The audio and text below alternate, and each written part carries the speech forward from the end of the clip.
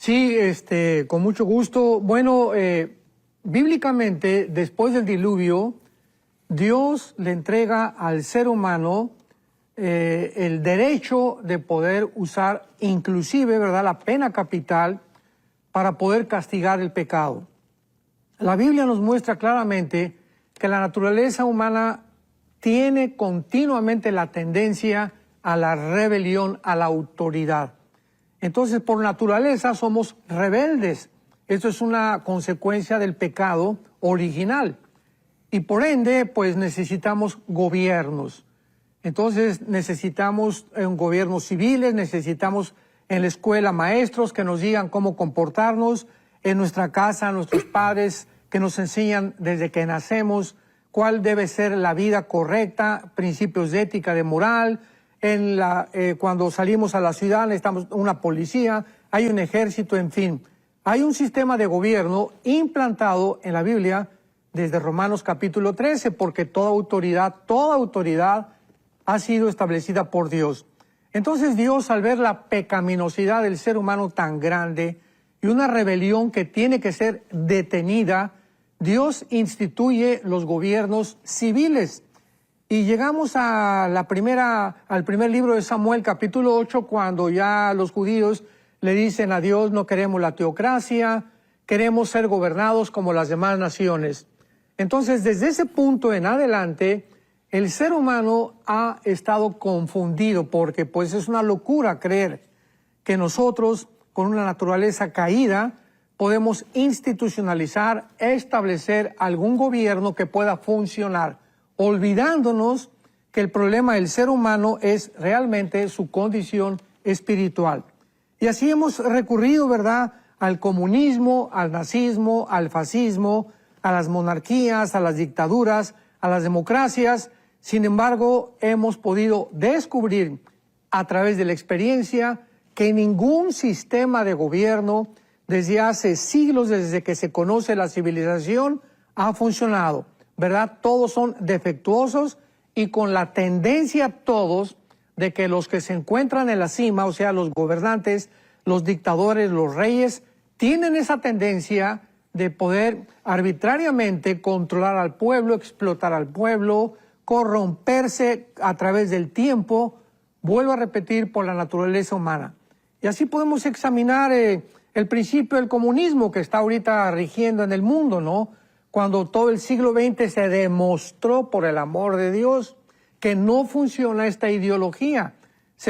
Comenzó en 1923, cuando Lenin llevó a la práctica los principios del manifiesto comunista de Karl Marx y de Engels, y a través del 23 hasta el 89-91 del siglo pasado, el comunismo terminó demostrándose los millones de personas que murieron a través de estos regímenes comunistas. Sin embargo, volvemos otra vez en el siglo XXI a desenterrar esas ideologías.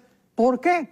Porque el ser humano busca desesperadamente a alguien o una persona que pueda ser un Mesías, una persona que tenga las soluciones, que arregle el país, que arregle el clima, que arregle la pobreza, el racismo, y no existe en el mundo más que un solo Mesías, que se llama Jesucristo, el Hijo de Dios. Así que mientras continuemos nosotros en esta búsqueda, vamos a seguir confundidos y enfrentándonos, chocando contra una pared, porque no existen respuestas más que a través de los gobiernos establecidos por Dios. Pero no será, Pastor Alducin, que de pronto entonces surgirá la pregunta: ¿será hasta un problema ya desde el origen? O sea, porque uno puede ver en la Biblia, Dios no diseñó estas cosas así desde el inicio, ¿verdad? ¿Qué respuesta podemos tener en la Biblia a todo este desvarío y desvío de las sociedades humanas, del corazón del hombre, ¿verdad?, en cuanto a lo que en realidad Dios diseñó? Claro, lo acabamos de mencionar, ¿verdad? El momento en que Dios, en el libro de Samuel, le dice al profeta Samuel, el pueblo: no queremos ya la teocracia, no queremos que nos gobierne Dios, queremos ser gobernados como se gobiernan las demás naciones. Entonces, en el momento en que el hombre rechaza a Dios, los mandamientos de Dios, los principios de ética y de moral de Dios, en ese momento el ser humano se convierte en Dios. O sea, creemos que somos lo suficientemente capaces e inteligentes para poder realmente decidir entre el bien y entre el mal. No necesitamos los mandamientos de Dios, vamos a crear nuestros propios mandamientos. No necesitamos los principios moral de Dios, de que un hombre y una mujer son completamente distintos y que el hombre es el que tiene genética y biológicamente el cromosoma Y y la mujer 2X. No, vamos nosotros a decidir quién es hombre y quién es una mujer. O sea, a través de toda la historia, llegamos al siglo XXI, donde podemos enfrentarnos y darnos cuenta la confusión tan increíble, tan devastadora, tan corrompida moral y científicamente a la que el ser humano ha llegado, donde ya estamos tratando, ¿verdad?, de crear una raza superior a través del transhumanismo, la inteligencia artificial, que va a crear problemas gravísimos en el ser humano, tratar de implantar chips en el cerebro conectados a computadoras y a una nube para poder mejorar la inteligencia y crear una raza superinteligente. Todo esto es lógico, porque si rechazamos a Dios, como dijo Dostoyevsky, un escritor ruso que fue exiliado en Siberia, Dostoyevsky clamó claramente: si Dios no existe, todo está permitido. Así que cuando sacamos a Dios de la ecuación, pues el ser humano toma ese lugar de Dios, y como no somos dioses, vamos a crear simplemente una confusión científica, moral, filosófica, política, etcétera, etcétera. Y es exactamente en el punto donde actualmente nos encontramos. Y con este tema de las monarquías, Pastor Alducin, bueno, recordar que este documento, bueno, el resumen que el doctor Alducin nos ha mandado hoy de este tema, usted lo puede descargar a través del WhatsApp de Enlace, descargas la Biblia y la política, y poder seguir en la plataforma de Enlace Plus también una y otra vez todo lo que el Pastor Alducin nos está explicando, y con las notas ahí para que usted pueda complementar. Así que igual le agradecemos al Pastor Alducin por este importante documento.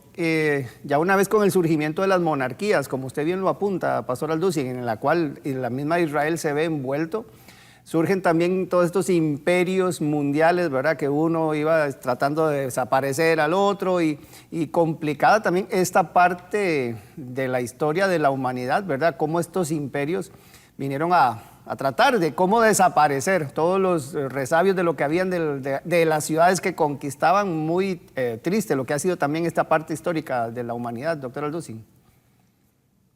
Sí, efectivamente, la Biblia, de una forma singular, de una forma verdaderamente asombrosa, una forma en la que cualquier ser humano, historiador, geólogo, científico, que esté buscando realmente la verdad e información, la va a encontrar. Porque la Biblia, en la Biblia tenemos registrado todos los imperios mundiales. Y la Biblia comienza desde el Antiguo Testamento con el imperio asirio, seguido por los egipcios. Todo esto está en la Biblia. Y además la secuencia, que es lo más importante, cómo pudo Dios realmente transcribir y comunicar sus pensamientos a un ser humano finito y limitado intelectualmente, para que pudiéramos comprender que solo Él lo pudo hacer. O sea, la Biblia es la historia escrita por adelantado. Así le podría yo llamar a la escatología. Es la historia escrita por adelantado por el único que conoce la historia. Entonces Dios nos pone en un orden que solamente lo pudo haber hecho. Asirios, tal como la historia lo corrobora, los egipcios, los babilonios, vinieron los medos persas, los griegos y los romanos. Y vemos a través de todos estos imperios la forma como estos imperios buscaron siempre de una forma comunitaria, como un factor común denominador, la destrucción de la nación de Israel. Así que la Biblia nos muestra claramente que todos estos imperios surgieron con el tiempo, trataron de apoderarse del mundo, trataron de conquistar el mundo entero, y ninguno lo pudo lograr. Y después de estos imperios, pues nos damos cuenta que llegamos al siglo XX, porque transcurrieron casi 2000 años desde Cristo, donde el Imperio Romano de alguna forma se mantuvo 1500 años en el lado oriental, o sea, en Constantinopla, que es ahora Turquía, y que continúa el Imperio Romano manifestándose, pero le dio la voltereta del sistema político, se volvió un sistema religioso. Así que Roma continúa de alguna manera involucrada en la política religiosamente. Esto es muy interesante porque a todas estas sincretismos se les llama en la Biblia lo que es la gran ramera o lo que es el sistema babilónico de confusión, la religión mezclada con la política. Así que cuando entramos al siglo XX, pues nos damos cuenta de que ahora el mundo se encuentra completamente al revés. Todo está al revésado, todo está, decimos vulgarmente, patas para arriba. Hay una confusión impresionante en cuanto a la ciencia, a la tecnología, a la política. Vuelvo a repetir, volvemos a desenterrar el comunismo, que es una ideología demostrada históricamente que fue un fracaso, porque el hombre cuando no conoce la historia está condenado a repetir la historia. Y la historia nos enseña que el hombre nunca aprende de la historia.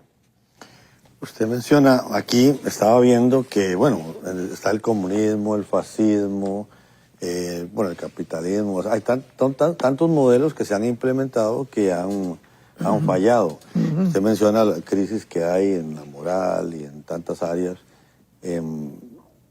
pero la Biblia nos daba alguna luz con respecto a todo esto.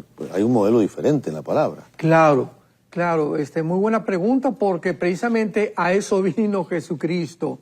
Dios manda a su Hijo Jesucristo hace 2000 años al mundo para poder sacar a todos los seres humanos que aman la luz, que aman la verdad, que reconocen que no podemos ser gobernados por nosotros mismos y que hay algo mucho más profundo en nuestra vida, que es la parte espiritual, para que podamos ser guiados por su espíritu hacia la verdad.